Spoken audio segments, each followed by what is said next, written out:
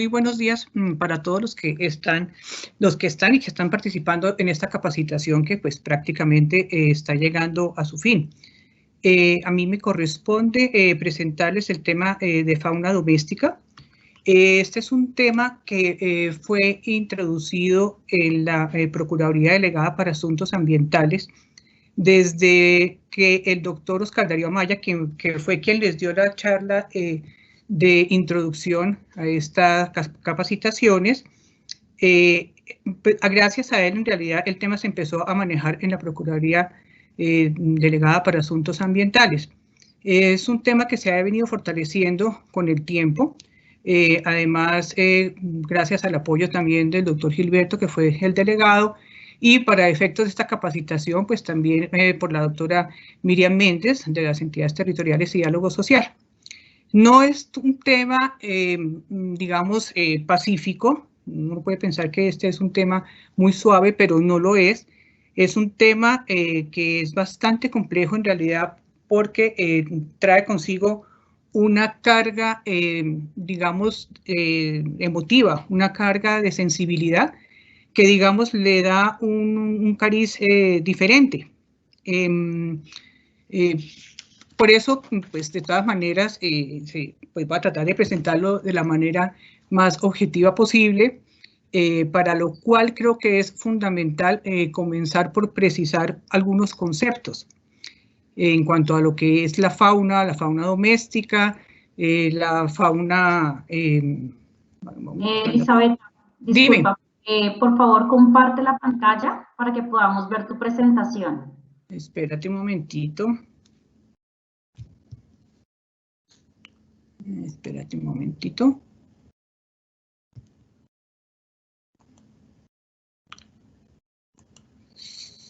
Bueno, ahí ya. ¿No? No, aún no. No, aún no tenemos tu presentación. Espérate a ver, porque sí, ahí estoy compartiendo.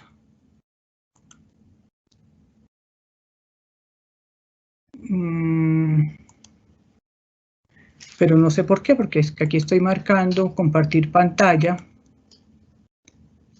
Y no, dice cerrar bandeja de uso compartido. Dime qué hago, Eina. Dice abrir bandeja de uso compartido, ahí la abro. Ahí se supone que está abierta. ¿No comparte? Debes seleccionar toda la pantalla o alguna de las aplicaciones, ¿te aparece? Espérate. Dice, ¿no? Dice cerrar bandeja de uso compartido. Ahí la cierro. Ahí me aparecen ustedes en pantalla y me aparece abrir bandeja de uso compartido. Entro ahí y ¿qué pasa? Nada. Entonces vamos a ver. Ahí ya parece que fuera, ahí ya está compartiendo. ¿Sí? Ah, ya lo estamos viendo, sí. Ya está apareciendo. Perfecto, sí. Okay. Exacto. ¿Ahora sí? Exacto, perfecto. Listo. Bueno, ok. Bueno, entonces les decía que para abordar este tema es necesario precisar algunos conceptos en cuanto a lo que significa la fauna. También es necesario hacer un recorrido por los antecedentes, tanto históricos como de otro tipo, que es lo que nos ha llevado a que hoy contemos con una normatividad más o menos, o por lo menos en evolución, referente a lo que es la protección y el bienestar de los animales. Enseguida les voy a presentar también las leyes vigentes en nuestro ordenamiento jurídico y extractar de ellas las principales obligaciones que se derivan para los alcaldes y también en parte para los gobernadores. Finalmente les presentaré algunos casos de la Procuraduría, tal vez no casos puntuales porque son muchísimos y más bien se pueden como agrupar porque son, digamos, situaciones que se han presentado de manera reiterada a lo largo de mucho tiempo. Entonces, por eso procuré como agruparlas un poquito y hacer énfasis en aquellas que considero que son las que más lo requieren. Finalmente, les haré unas observaciones, perdón. A ver. Ahí. Finalmente, haré unas observaciones finales más que todo con el ánimo de puntualizar y de hacer énfasis en ciertos puntos que considero que deben quedar como en la memoria.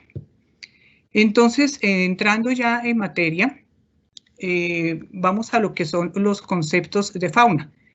La fauna en general es como la gran sombrilla que comprende a todas las especies de animales. Estas las podemos dividir entre fauna silvestre y fauna doméstica. La fauna doméstica, digamos, las características principales que podemos resaltar de la fauna doméstica tienen que ver, perdón un segundito, tienen que ver con aquellos animales que están, digamos, en su estado natural. No han sido objeto de domesticación, de mejoramiento genético, ese mejoramiento muy entre comillas, porque más bien es una manipulación genética. No han sido objeto de cría ni de levante por parte de los humanos.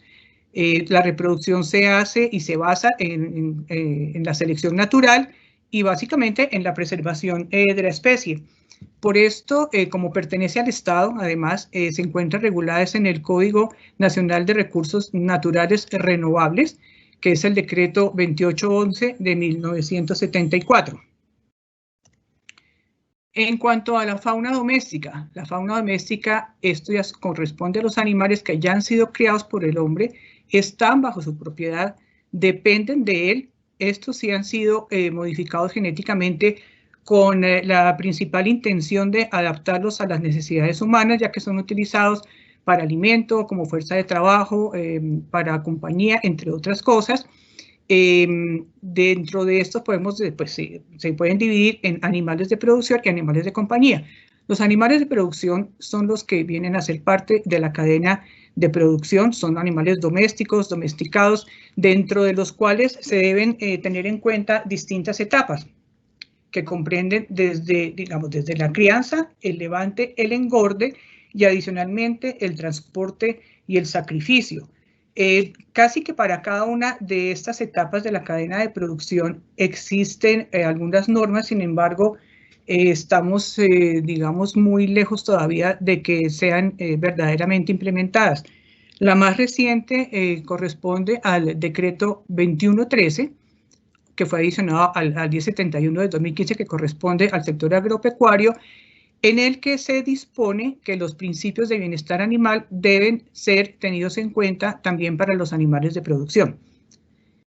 Por otra parte, tenemos los animales de compañía. Los animales de compañía que podría atreverme a decir, además por cuestiones de tiempo, prácticamente es a los que hacia quienes están dirigidas las normas de las que vamos a tratar hoy. No en su totalidad, pero ya van viendo por el camino que sí están muy dirigidas a los animales de compañía que son domésticos, domesticados, prácticamente son las mascotas y pues las más comunes son los perros, son los gatos, conviven con el hombre y todos sabemos que dependen absolutamente del hombre para su bienestar y su supervivencia. Existe otra categoría que tiene que ver con las mascotas no convencionales, pero pues volver mascotas animales exóticos u otro tipo de animales que digamos es posible domesticarlos, pues no es algo adecuado, sirven de animales de compañía, pero no es la idea. Para llegar a, esos son los antecedentes, para llegar a lo que tenemos hoy en día en la normatividad, no solamente de Colombia, sino del resto del mundo, pues sí ha sido necesario un recorrido que incluye factores de diversa índole. Estos factores comprenden puntos de vista filosóficos, sociológicos, culturales, de religión, políticos, jurídicos, todos ellos han confluido de tal manera que se han ido evolucionando y se han ido consolidando unas normas de protección hacia los animales. Si nos remontamos al origen de las normas de animal, pues comenzando, digamos, desde el siglo XVII, porque bien podríamos ir más atrás, pero para poner un punto de referencia, en Irlanda, en un principio, en el siglo XVII, se prohibió, digamos, se hizo una ley de protección para los animales que trabajaban en el campo. Dentro de esa ley, una de las prohibiciones consistía precisamente en atar arados a las colas de los caballos. Ustedes pueden imaginarse pues, lo que significaría que un caballo haciendo uso de su cola un arado. Esto fue la primera prohibición que se presentó en esta época. Después se amplió otras leyes que ya se extendía también a los animales domésticos. Fíjense que en el siglo XVII, en el Reino Unido, ya se piensan a prohibir las peleas de gallos, de perros, de los toros. A finales del siglo XIX, en Inglaterra, se expide como una gran ley, que era la ley contra la crueldad de animales. Y en 1911, es decir, a principios del siglo XX, también en el Reino Unido, pues se dan ustedes cuenta que Inglaterra en realidad ha sido pionera en estos temas, se consolida ya la ley que da origen al bienestar animal. El modelo de bienestar animal, que es lo que se llama las 5 libertades, ha sido un modelo que ha sido implementado y adoptado por muchas de las legislaciones de los países, básicamente del mundo occidental. Dentro de las corrientes filosóficas se destaca principalmente la que lidera Peter Singer, que es aquella que se enfoca en los principios de bienestar animal. Tiene un tinte utilitarista muy marcado, ya que proviene de otro filósofo utilitarista que se llamaba Jeremy Bentham, que él afirmaba que los animales, digamos, si bien estaban al servicio del hombre iban a ser utilizados por él, sí tenían que tener unas condiciones de bienestar. Entonces, Peter Singer desarrolla este concepto y de ahí la corriente filosófica que es la que protege y la que, digamos, promulga el bienestar animal.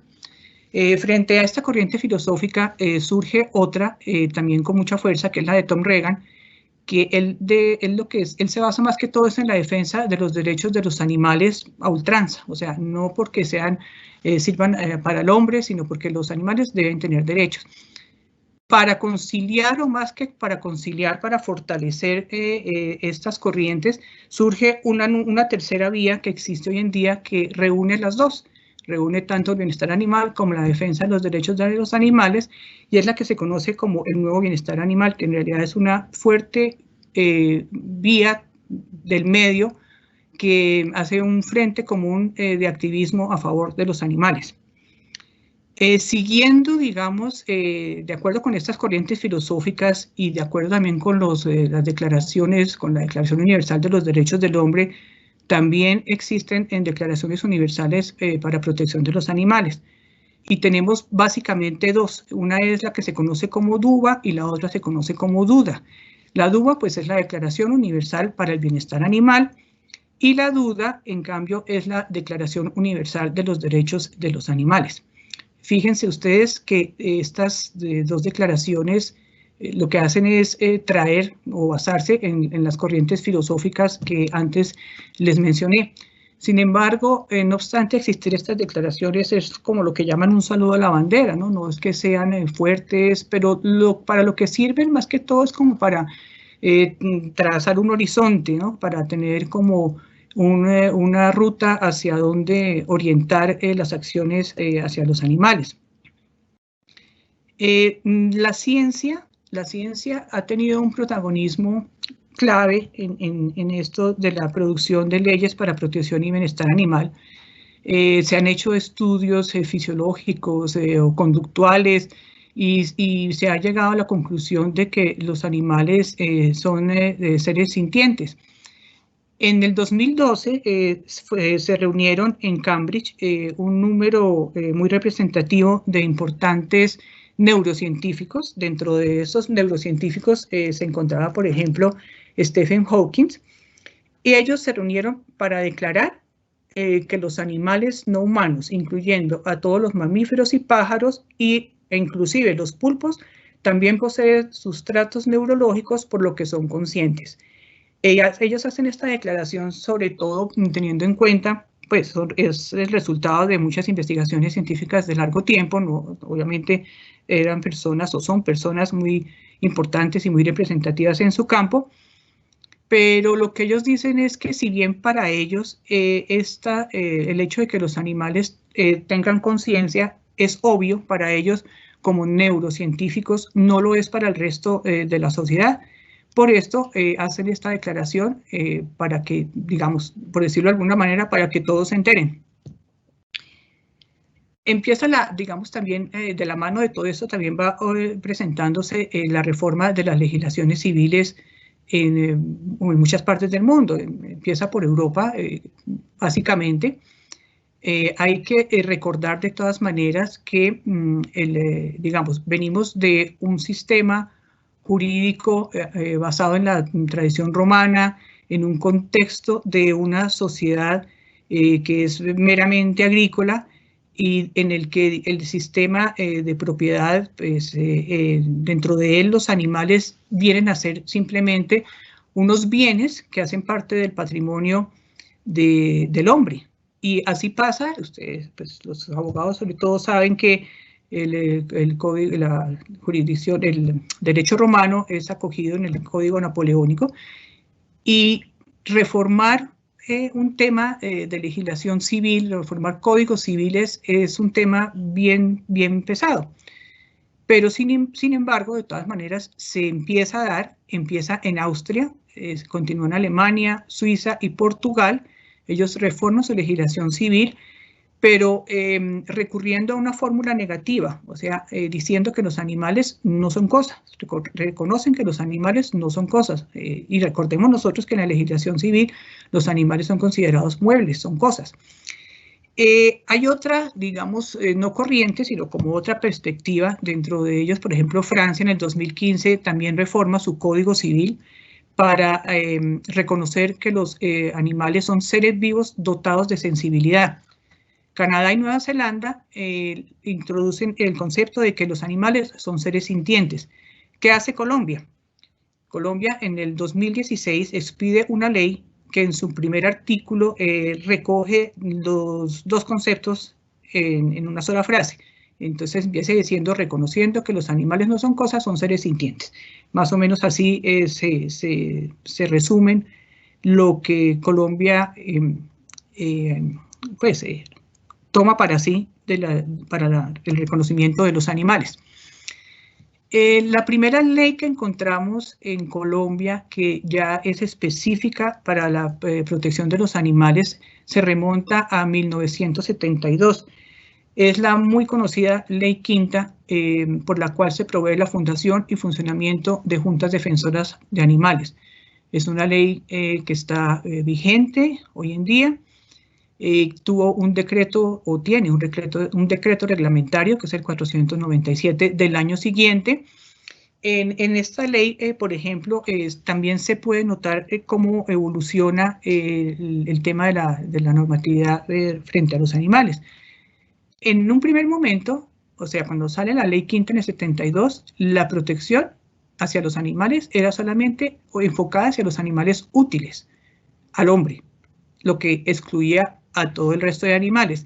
Esto se corrige en un año después con el decreto 497, cuando la protección ya se extiende a todos los animales y se incluye a los silvestres. Si ustedes, esta ley, sobre todo el decreto 497, tiene una larga lista que describe los malos tratos sobre los animales. Cuando se analiza esta lista, lo que se puede notar es que el contexto de la ley es prácticamente o absolutamente rural, en tanto lo que está señalando y describiendo son los malos tratos que ocurren precisamente frente a animales que trabajan en las granjas, en los campos. O sea, es dirigida a las aves, a los caballos, al ganado, y ahí se plasma en este artículo.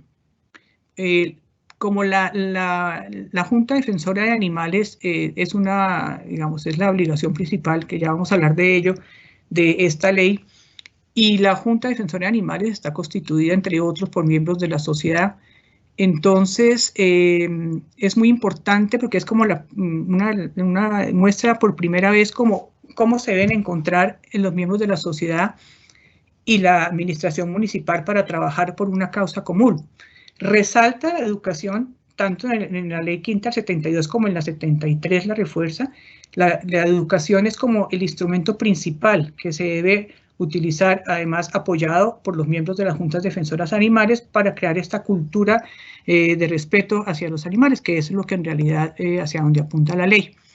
Dentro de las obligaciones principales que emanan de esta ley para los alcaldes, pues obviamente en primer lugar está el deber de constituir estas juntas y todo aquello que implique poder funcionar, como es conseguir un local, conseguir el dinero que se perciba por cuenta de las sanciones y las multas a los infractores de esta ley, pues irán destinados al sostenimiento de las multas. Habla también del asocio que debe hacer la municipalidad, digamos, con los miembros de la Junta para promover campañas educativas y culturales, como ya lo había mencionado antes, en cuanto a que se refuerza el sentido educativo que trae consigo esta ley. Bueno, la atención veterinaria es un tema también reiterativo.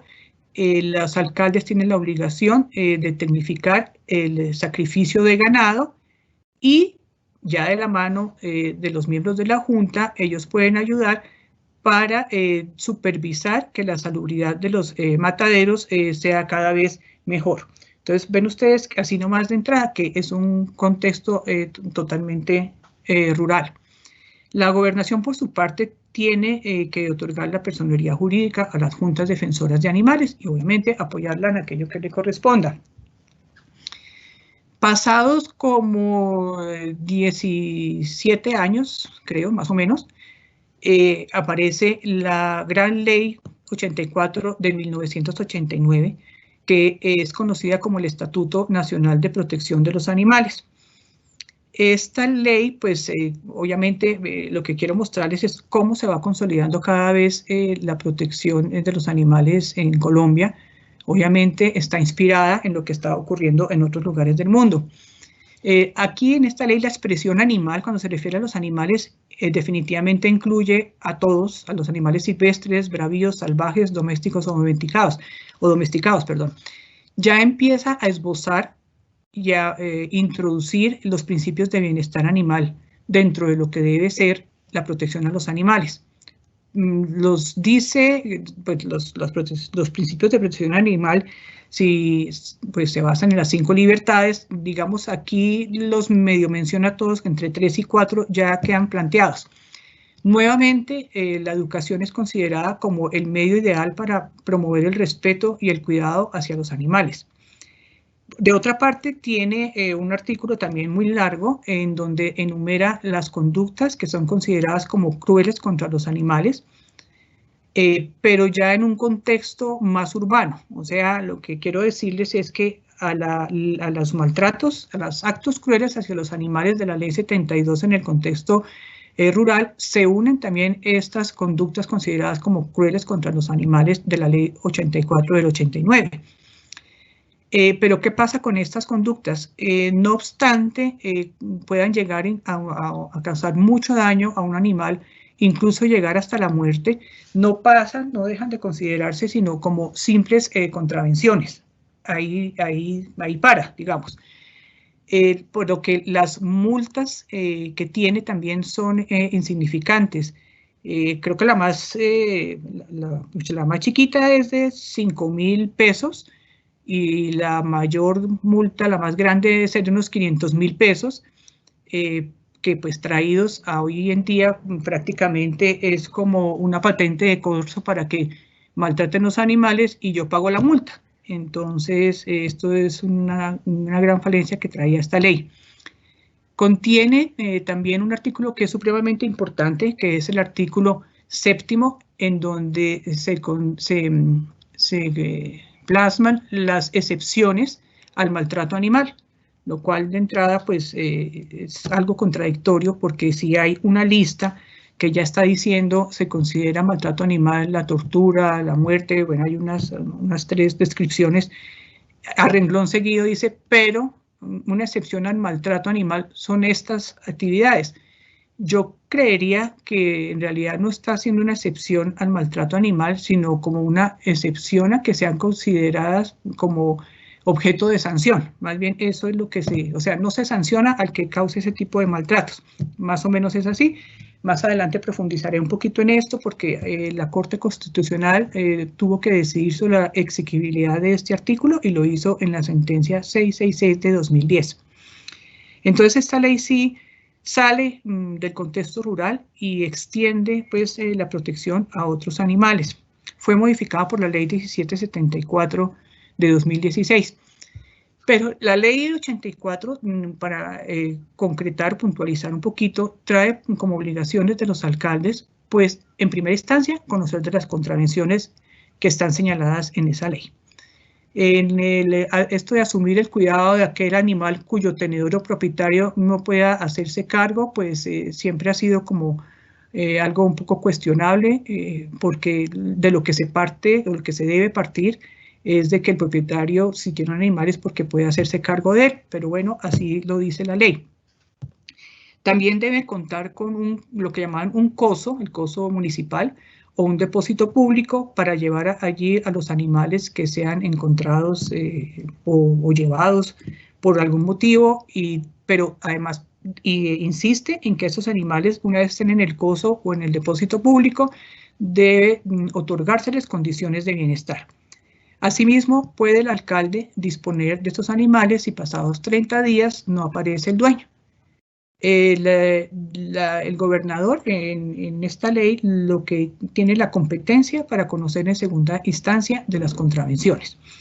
Como les decía, esta ley, miren la fecha del 89 al 2016, creo que son 20 y algo años, es modificada por la ley 84 de 1989, que actualmente, digamos, es como la ley principal, la que contiene los conceptos más novedosos, más actualizados de lo que es la protección animal hoy en el mundo y que afortunadamente en este momento fueron traídos para Colombia también, claro, acomodándose a nuestra idiosincrasia y a nuestras necesidades. La ley 1774 modifica entonces el Código Civil, la ley 84 del 89, el Código Penal, el Código de Procedimiento Penal, aparte de otras disposiciones. Ahora les voy a contar por qué es que va modificando todo esto. En primer lugar, la ley lo que trae en su primer artículo es la declaración de que los animales no son cosas, son seres sintientes. A partir de esto, hay que reformar el Código Civil colombiano, específicamente el artículo 655, que es aquel que trata de los muebles. Simplemente lo reforma añadiendo una línea en la que dice que se reconoce que los animales son seres sintientes. En el artículo 3 de la ley 1774-2016 están establecidos los principios de protección y de bienestar animal.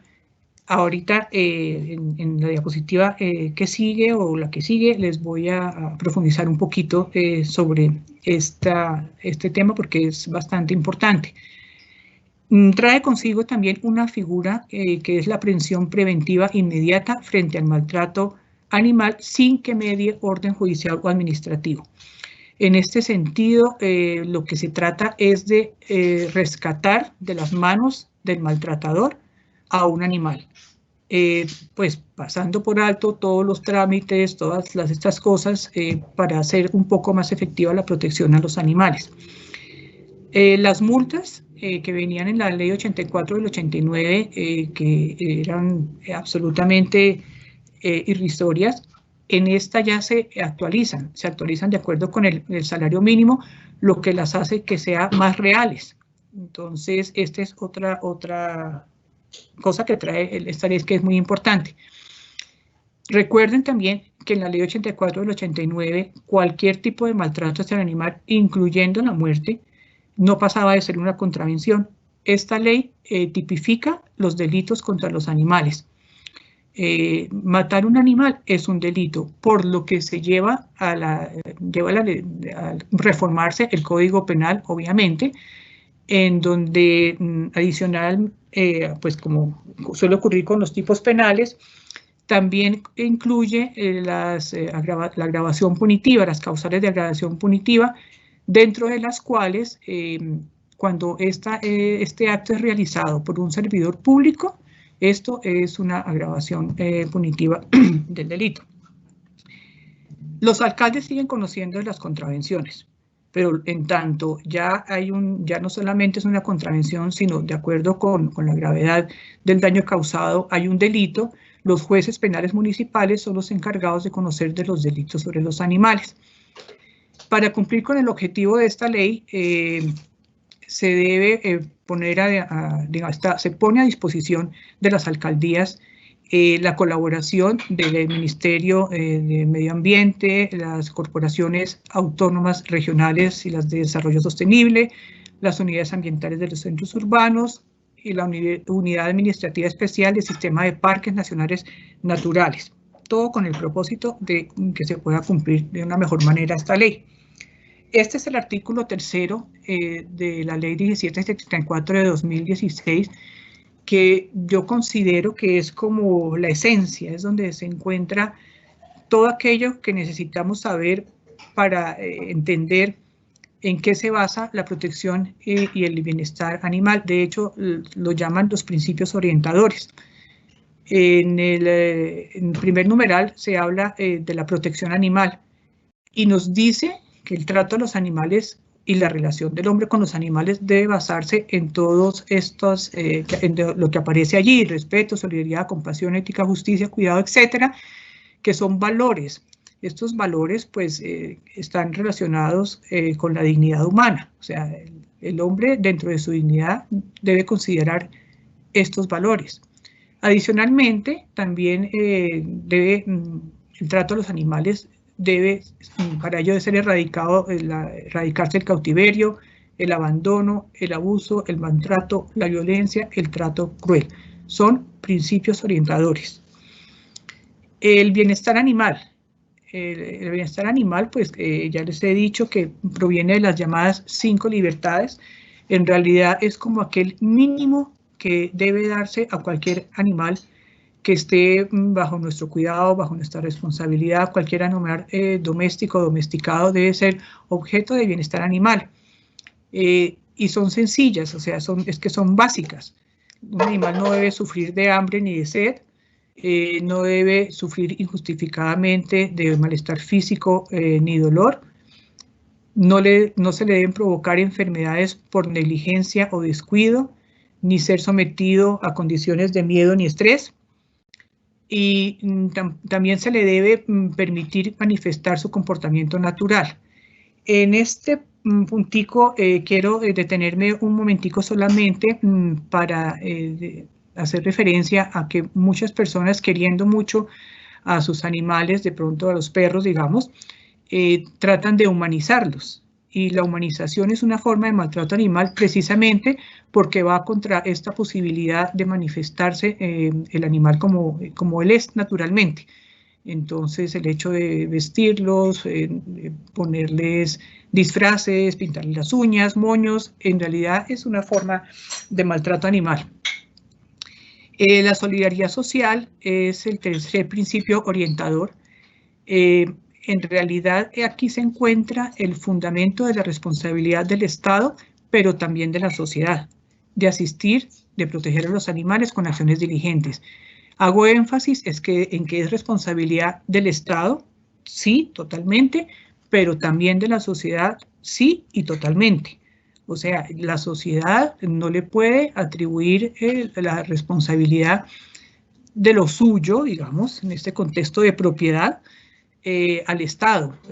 Las personas también tienen que hacerse cargo de sus propias, de las necesidades de sus propios animales y de aplicar en ellas el principio de bienestar animal. Pero lo que también hay que tener en cuenta en esto, digamos, es una obligación positiva, una obligación de hacer. También existe la obligación de prevenir y eliminar el maltrato, tanto por el Estado como la de la sociedad, la obligación de denunciar a los infractores. Y como una obligación de no hacer, digamos, tenemos la de abstenerse de cualquier acto injustificado de violencia o maltrato. La ley 1774, si bien no es que traiga muchas obligaciones puntuales para los alcaldes, como les acabo de comentar, sí renueva la competencia para alcaldes y para inspectores de policías de que conozcan las contravenciones y que los dineros recaudados son de destinación específica para promover la protección y el bienestar animal. Ese mismo año, en la legislatura del 2016, a finales del año, sale a la luz el nuevo Código Nacional de Policía y Convivencia. Esto es una reforma que se estaba necesitando, ya que desde 1970 no se reformaba el código, o sea que la sociedad que existe 50 años después es radicalmente distinta a la que podía existir en los años 70. El Código Nacional de Policía, de hecho, es un manual de convivencia y este nuevo código lo que está haciendo es reflejando cómo ha evolucionado la sociedad en los últimos 40 años, cómo cambian las relaciones y algo que pues es lo que nos interesa a nosotros dentro de estas capacitaciones, precisamente tiene que ver con que en el 70, cuando estaba el anterior Código de Policía, ni siquiera contábamos con un Código Nacional de Recursos Naturales, de que fue expedido en el 74, y faltaban muchos años todavía, o sea, no teníamos tampoco la Constitución del 91, que declara en su artículo 79, reconoce al medio ambiente como un derecho colectivo que debe ser garantizado por el Estado y además le da herramientas para que sea protegido a través de la acción popular. Cuando se expidió el anterior código, esto no existía. Entonces, ¿qué tiene que hacer este código nuevo en el 2016? Pues traer consigo todas aquellas novedades e incorporarlas en este nuevo código. De hecho, el medio ambiente, no sé si ya se lo habrán dicho, pero pues es una cosa que muchos saben, el medio ambiente es considerado como una categoría jurídica que es tenida en cuenta en tanto puede incidir en la convivencia pacífica.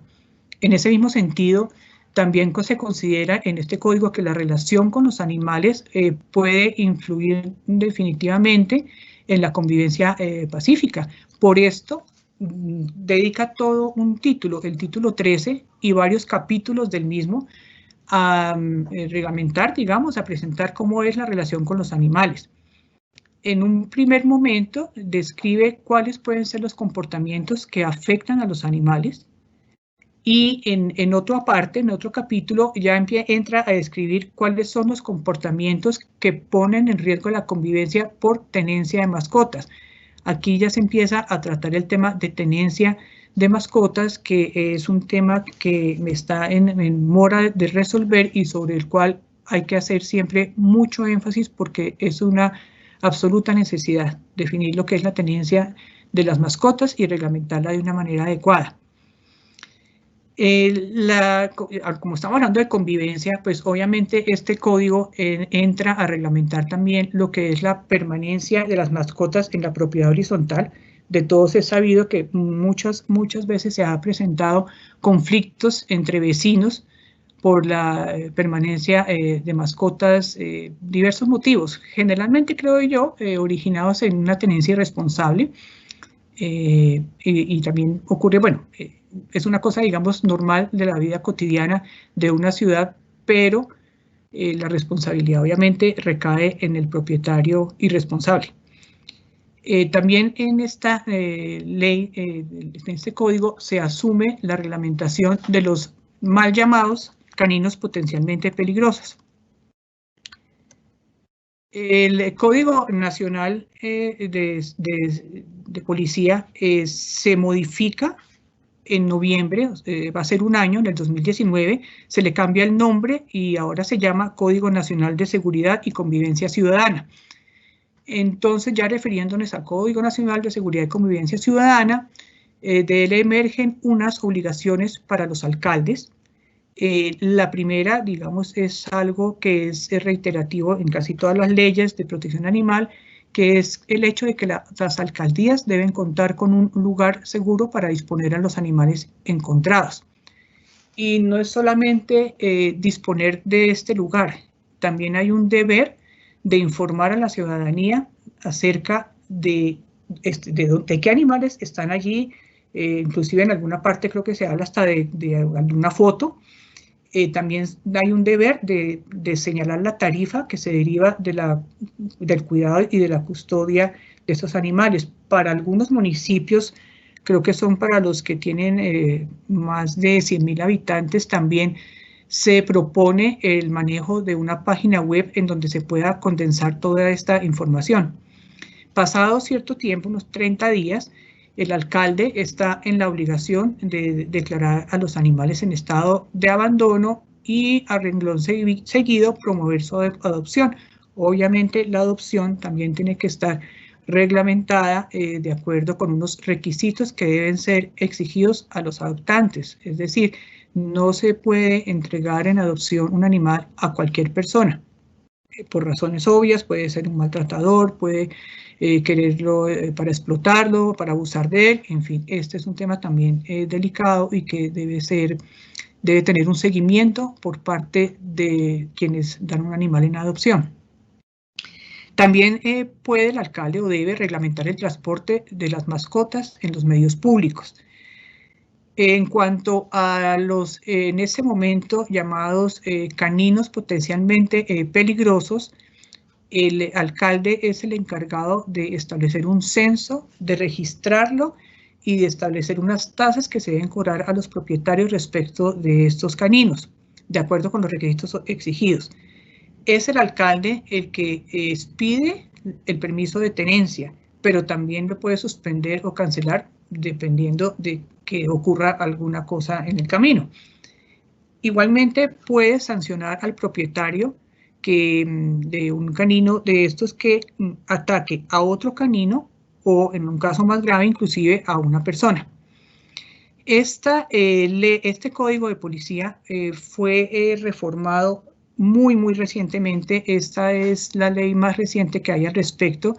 Fue expedida el 3 de septiembre del 20 de este año, o sea, hace un poquito más de un mes, que modifica a la ley 1801 específicamente en el tema que tiene que ver con los animales. Es muy puntual, pero digamos que trae muy buenas noticias, trae muy buenas propuestas en esta nueva normatividad. Primero, que es algo que hacía falta, es algo que se sabía, pero una cosa es saberlo y otra cosa es decirlo. Se reconoce que hay una desatención estatal frente a los animales y una tenencia irresponsable, y que esto trae consecuencias para la sociedad.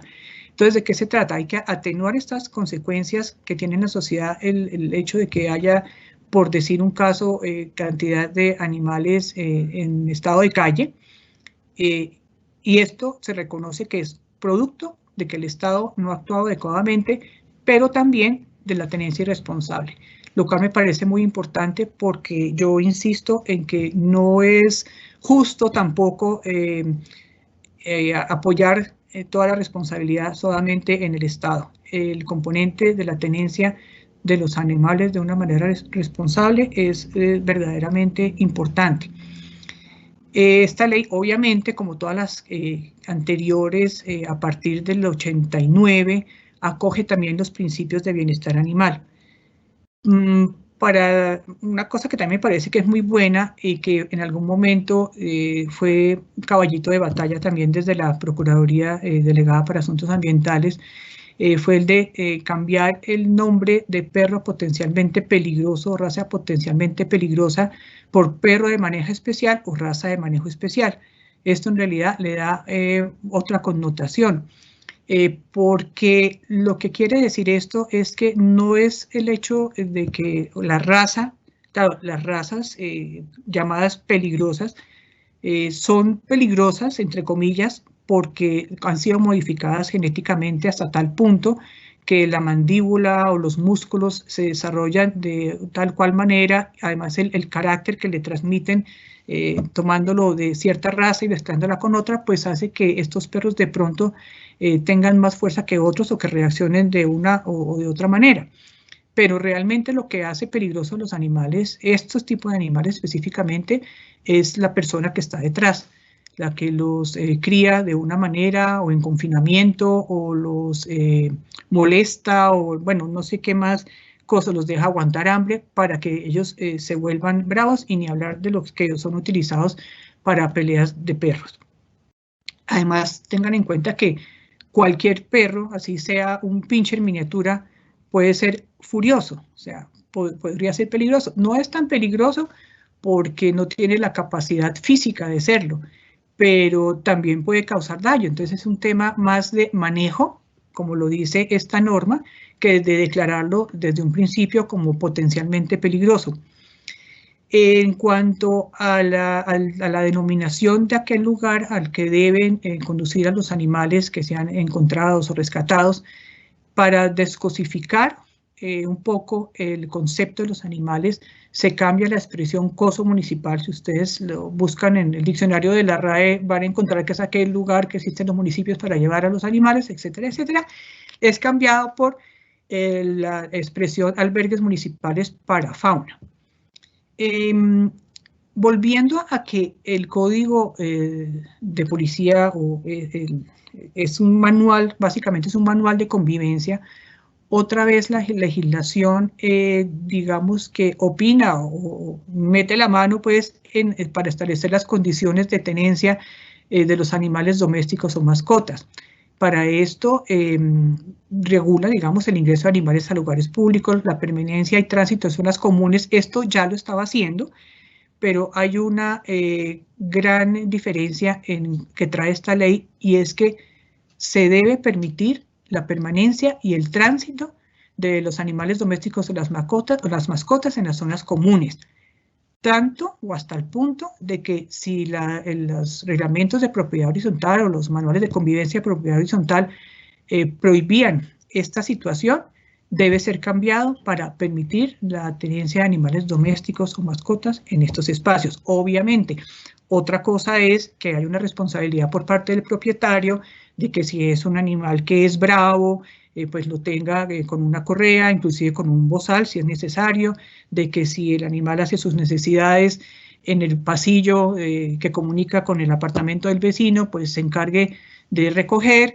porque esos pequeños grandes detalles son los que hacen la convivencia pacífica o definitivamente vuelve una verdadera batalla.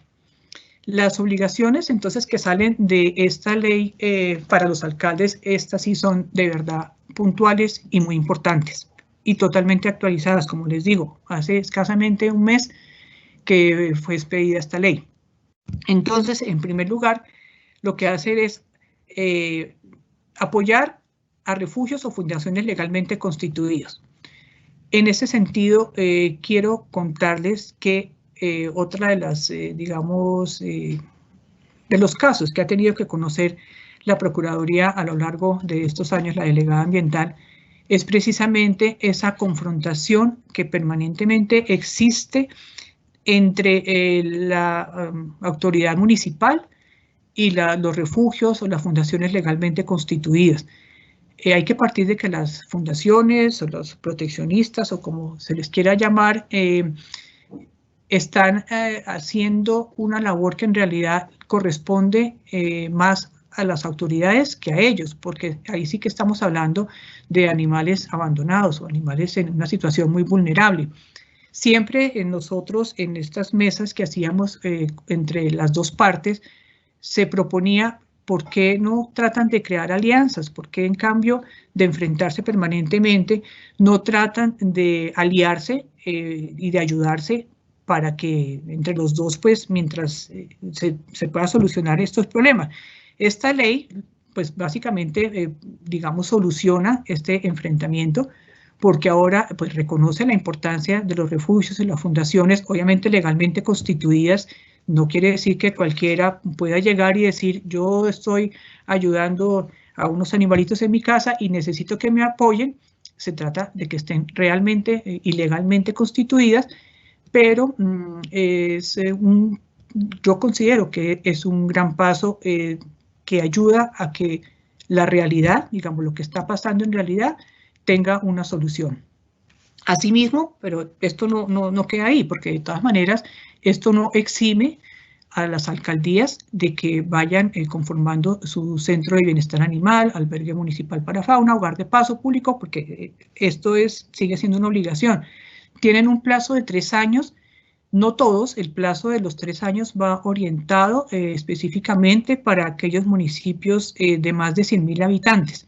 Entonces, pero mientras se va haciendo una cosa, se puede ir haciendo la otra. O sea, el caso es ayudar a los animales que no queden totalmente desamparados.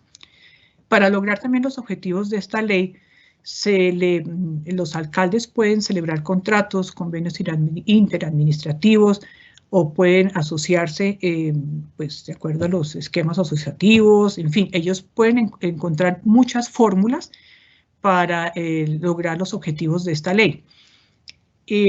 Los animales, no son todos los animales, no son los animales o únicamente aquellos a los que se refería antes la ley, sino aclara que son aquellos animales domésticos que están perdidos, abandonados, rescatados, vulnerables, en riesgo o aprehendidos por la policía. Todos estos animalitos pueden ir a parar a este lugar seguro, Centro de Bienestar Animal. Cuando pasado un tiempo, obviamente, no puede hacerse cargo eternamente la alcaldía de estos animales, debe declararlos el abandono y promover la adopción, como ya habíamos dicho, dentro de unas condiciones de seguridad para el animal y mediante un seguimiento que debe realizar la alcaldía. La ley trae también una obligación que en realidad yo considero que es muy importante, que consiste en garantizar en el plan de ordenamiento territorial un área donde se pueda construir dicho lugar. Esto me parece muy importante porque también desde la experiencia de la Procuraduría Delegada para Asuntos Ambientales, es un hecho que en muchas municipalidades, obviamente no quiero generalizar ni más faltaba, pero en muchos municipios era absolutamente imposible encontrar un área que fuera apta o que fuera idónea o que se cediera, lo que fuera, para construir allí un centro de bienestar animal o un albergue municipal. O sea, este lugar era imposible de ubicar por muchísimos factores. Generalmente porque hay otros intereses que están, pues que son prioritarios muchas veces. Entonces, digamos, por una parte, la comunidad que no quería que a su lado se instalara un centro de bienestar por las razones que fuesen, porque hay mucho ruido, porque hay olores, porque desvaloriza la tierra, todo lo cual no tiene nada que ver con la realidad, porque cualquiera de estos albergues, yo he visitado varios desde la Procuraduría en ejercicio de la función preventiva y control de gestión, hemos visitado con otros compañeros varios de estos lugares y en realidad hemos encontrado en muchos, obviamente, muchas falencias que deben ser superadas, pero en otros también hemos encontrado en realidad unas condiciones excelentes, un manejo de vertimientos adecuado, o sea, todas las licencias, todos los permisos, todo el bienestar animal aplicado, pues obviamente si hay ruido, pues los animales, si son perros, pues ladrarán en el momento en que les lleven la comida, pero yo no creo que esto sea, que tenga que llegar a un grado de intolerancia tal que no puedan ladrar 3 veces al día. En fin, lo que se notaba era que había mucha resistencia a tener al lado un centro de bienestar animal. También se presentó otra situación, que esto fue detectado por el mandato pues, del doctor Carrillo, la Procuraduría General de la Nación en Cundinamarca, ocurría mucho, que era el llamado volteo de tierras. Entonces, obviamente, nadie iba a querer disponer un área para estos centros de bienestar animal, cuando el día de mañana esta área podía ser utilizada para construir una urbanización pues, o un centro comercial. Entonces, este puntico, esta obligación que dice que se debe garantizar en el POT un área, en realidad concreta la necesidad y debe darse porque es una obligación. Bueno, garantizar la asistencia veterinaria para animales bajo su cuidado Esta fue también otra cosa en las que se insistió mucho de la Procuraduría, sobre todo cuando se hacen, por ejemplo, las esterilizaciones, las castraciones en el caso de los machos. Muchas veces, pero son muchas, los que realizaban estas operaciones, estas cirugías, eran personas no calificadas, o eran aprendices, o era el amigo del señor de la farmacia, en fin. Entonces las consecuencias que trae esto para los animales en realidad son de infecciones graves se desangraban, en fin. Entonces se debe exigir que la asistencia sea dada por un médico veterinario titulado, no por cualquier persona. Las jornadas de adopción, pues sí, esto es una consecuencia de la declaración de abandono de los animales y debe ser cada 3 meses aproximadamente, lo mismo que hacer las esterilizaciones para animales también declarados en abandono cada 2 meses. Dice también esta ley que se deben realizar con las juntas defensoras de animales mínimo 3 reuniones al año. Fíjense que aquí se le da toda su vigencia a las juntas defensoras de animales. Es una figura, digamos, que viene de 1972 y que hoy en día, en el 2020, está ahí presente. Está presente, lo que nos recuerda otra vez que las juntas defensoras de animales son también una herramienta valiosa como punto de encuentro entre la administración y la ciudadanía.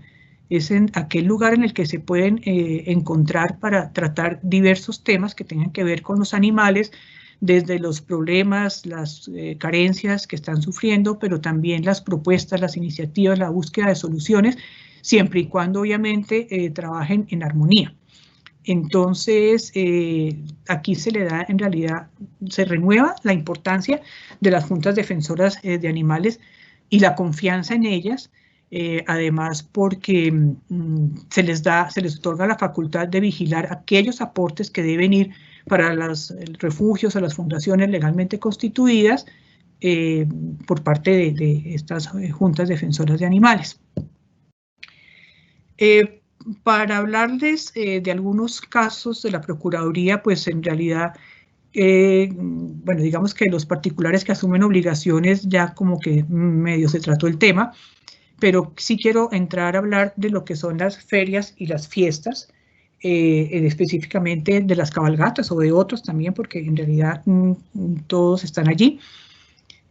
Colombia es un país en el que las ferias y las fiestas, digamos, hacen parte de nuestra idiosincrasia. O sea, se entiende que estas actividades son muy importantes en muchísimos municipios de Colombia, como manifestaciones culturales, en fin, por muchísimas razones tienen una parte fundamental, ocupan un espacio muy importante dentro de los municipios, las ferias y las fiestas. Pero resulta que en este contexto muchas veces los animales son los principales protagonistas de estas, como ocurre en el caso de las cabalgatas. Hay cantidad de actividades y bailes y presentaciones, pero muchas veces la cabalgata es como el centro de esta actividad. Esto lo estoy hablando como funcionaria de la Procuraduría, en tanto he conocido junto con otros compañeros de unas denuncias por malos tratos y por distintas situaciones que se han presentado con los animales que participan en estas cabalgatas. Lastimosamente, si ustedes se devuelven al decreto reglamentario 497 del 73, donde se describen distintos actos que están relacionados con maltrato hacia los animales, todos estos que están aquí escritos, los que están viendo ustedes en esta diapositiva, se pueden presentar y de hecho se han presentado durante las cabalgatas.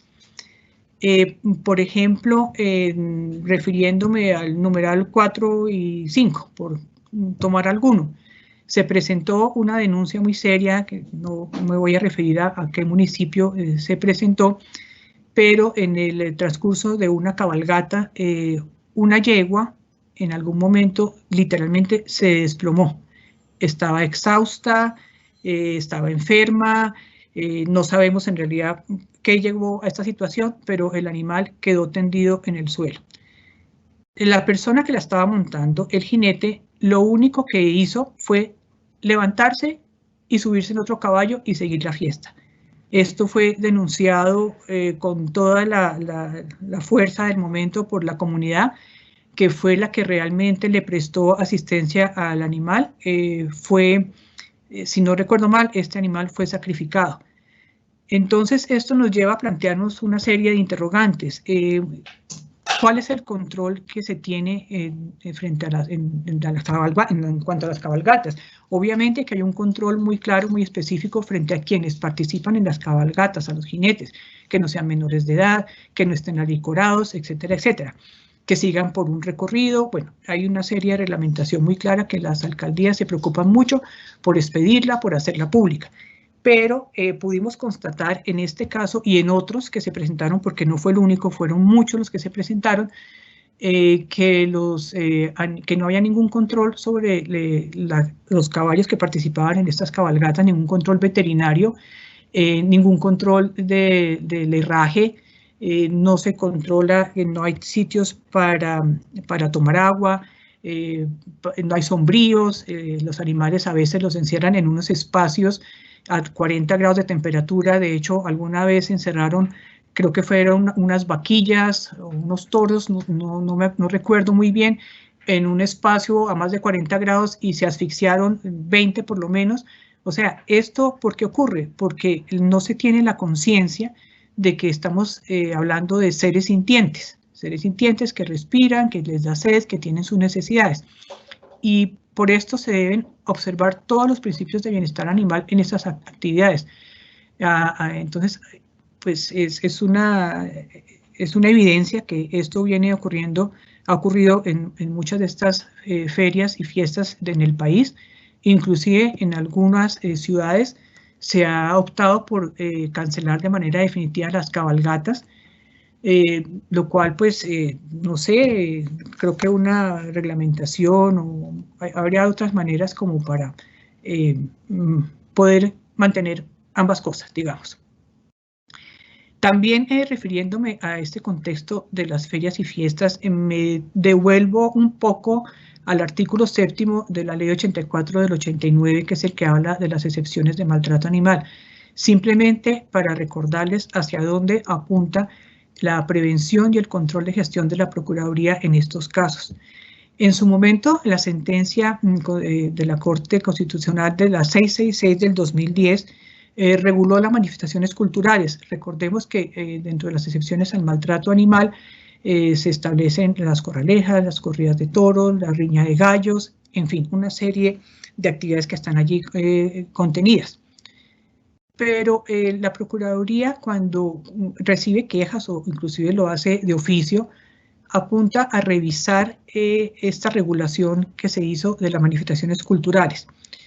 En el sentido, pues aquí lo tengo escrito, no se pueden realizar manifestaciones nuevas, o sea, culturales nuevas. Yo no, como alcalde, yo no me puedo inventar que a partir de mañana vamos a hacer, yo qué sé, corralejas. Si no existen como una manifestación ininterrumpida de la tradición, esto no es posible, esto no se puede hacer. Asimismo, tampoco la puedo hacer varias veces al año, ni cuando yo quiera hacerla, no, es en la ocasión, o sea, con ocasión de las ferias y fiestas o como lo tengan implementado, pero es solamente en esa ocasión que se puede realizar. Solamente se aplica a las actividades que están señaladas dentro de ese artículo. No se pueden hacer otras nuevas. Yo, por ejemplo, tuve conocimiento en algún momento de una práctica dentro de una fiesta que tenía que ver, y no me acuerdo del municipio, era una práctica que tenía que ver con enterrar un carnero, obviamente vivo, dejarle la cabeza por fuera, y la gran diversión consistía en pasar y con un palo golpearlo en la cabeza hasta que lo mataban. Y el que lo mataba finalmente era el que se llevaba como premio el carnero. O sea, sinceramente, desde el siglo XXI, estas son conductas que no son, o sea, no le cabe, no son posibles, no es posible que sigan ocurriendo.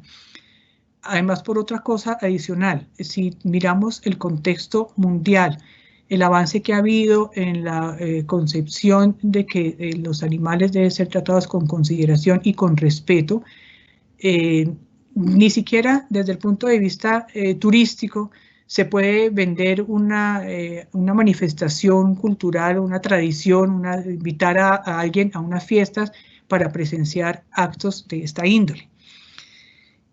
Adicionalmente, tampoco es posible que se destine dinero público a construir instalaciones para realizar alguna de estas actividades. Bueno, estamos llegando casi al final de esta charla. Esta diapositiva simplemente quiero como hacer énfasis en estos puntos que me parece que son como los que se deben, pues, de los que se tienen que quedar en la mente, ¿no? Para ponerlos en la práctica. Destacar la importancia de las juntas defensoras de animales. Ustedes notan que son unas figuras que vienen del 72 y que la última ley vuelve y les da toda su vigencia, toda su importancia y toda su dimensión. Sobre todo porque pues, es el punto de encuentro en realidad para hablar de los temas del municipio, que puede presentarlos la ciudadanía y la alcaldía puede oírlos, se pueden presentar proposiciones, tener iniciativas, trabajar en conjunto y además realizar campañas de educación, tener imaginación para presentarlas, en fin, muchos de estos temas pueden partir de las juntas defensoras de animales.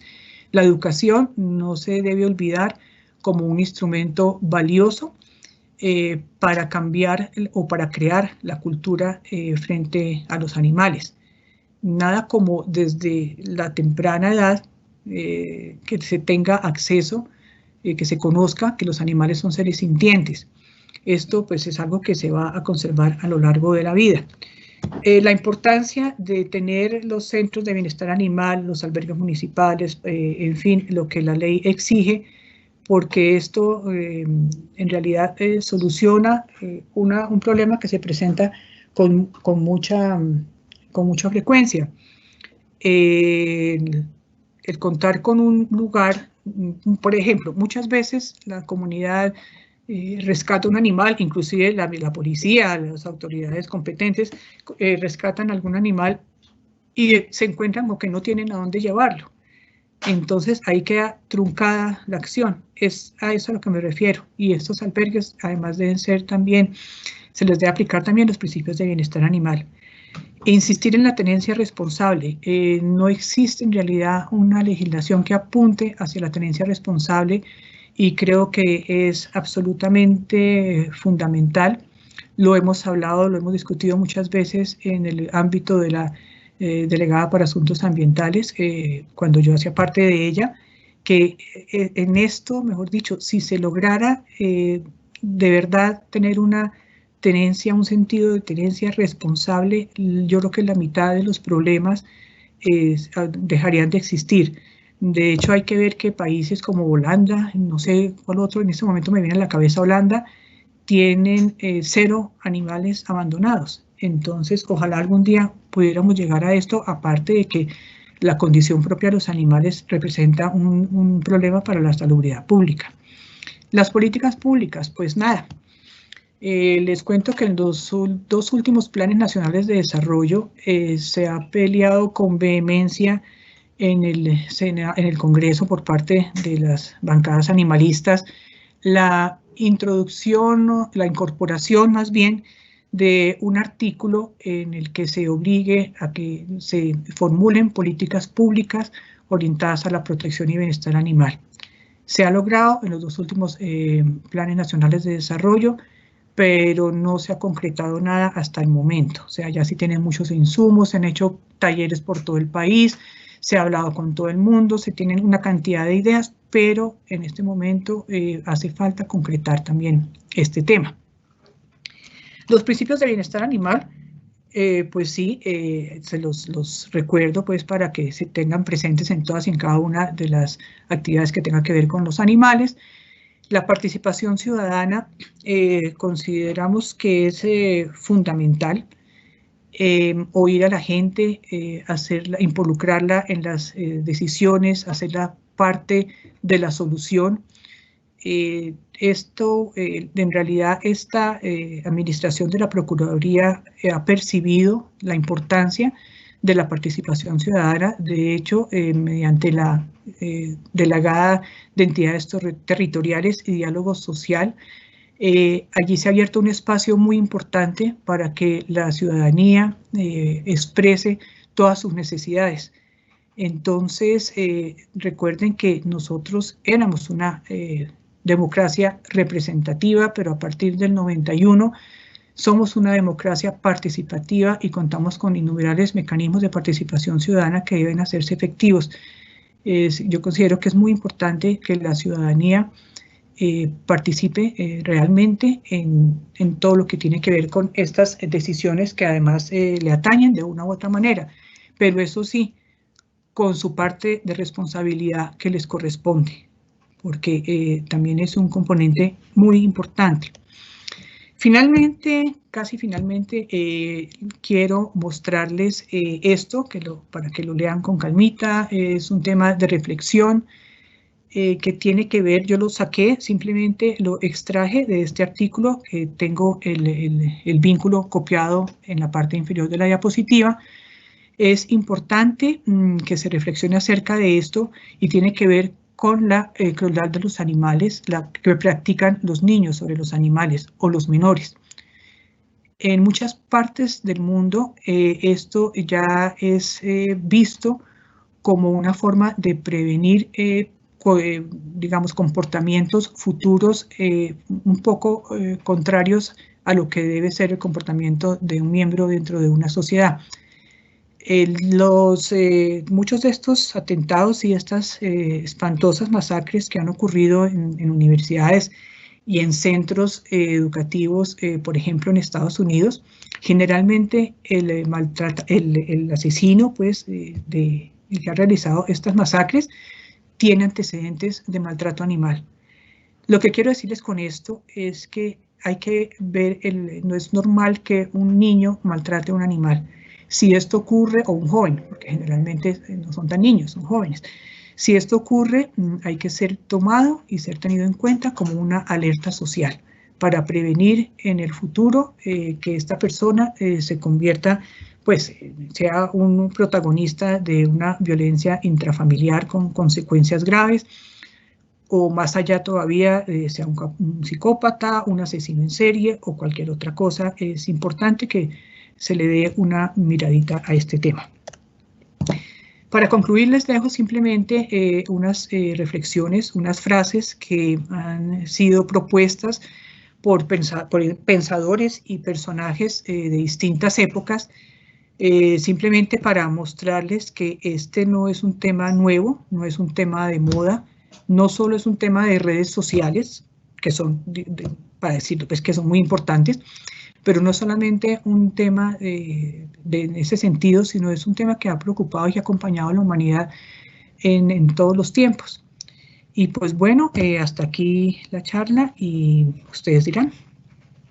Muchas gracias.